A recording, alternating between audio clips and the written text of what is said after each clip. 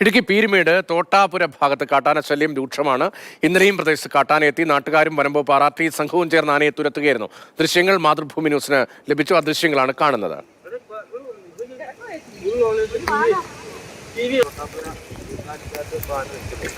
ഇടുക്കി പീരുമേട് തോട്ടാപുര ഭാഗത്താണ് കാട്ടാന ശല്യം അതിരൂക്ഷമായി ഉള്ളത്.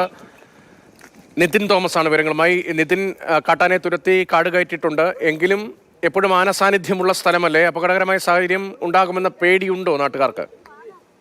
തീർച്ചയായിട്ടും രതീഷ്, ഈ പ്രദേശത്ത് ആശങ്ക വിട്ടുമാറാതെ തന്നെ നിൽക്കുകയാണ്. കാരണം അതിർത്തി പ്രദേശത്തോട് ചേർന്ന ഭാഗമാണ് ഈ പീരുമേട് തോട്ടാപുര എന്ന് പറയുന്നത്. അതുപോലെ തന്നെ വനമേഖലയോടും ചേർന്ന ഭാഗമാണ്. ഈ പ്രദേശത്ത് കാട്ടാന ശല്യം നിരന്തരമായി ഉണ്ട്. കാട്ടാന ഇറങ്ങുന്നത് നിരന്തരമാണ് എന്നാണ് പ്രദേശവാസികൾ നമ്മളോട് പങ്കുവെക്കുന്നത്.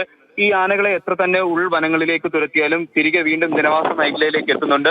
ഈ വനം വകുപ്പിന്റെ ഭാഗത്ത് നിന്ന് കൃത്യമായ ഇടപെടൽ ഈ ആന ഇറങ്ങുന്ന സമയത്ത് ഉണ്ടാകുന്നുണ്ട്. RRT സംഘം എത്തി ഉടനടി തന്നെ ആനയെ ഉൾവനങ്ങളിലേക്ക് തുരത്തുന്നുണ്ട്. പക്ഷേ വീണ്ടും തിരികെ ഈ ആന തിരികെ ജനവാസ മേഖലയിലേക്ക് തന്നെ എത്തുന്നതാണ് ഒരു ആശങ്കയായി ഈ പ്രദേശത്ത് നിലനിൽക്കുന്നത്.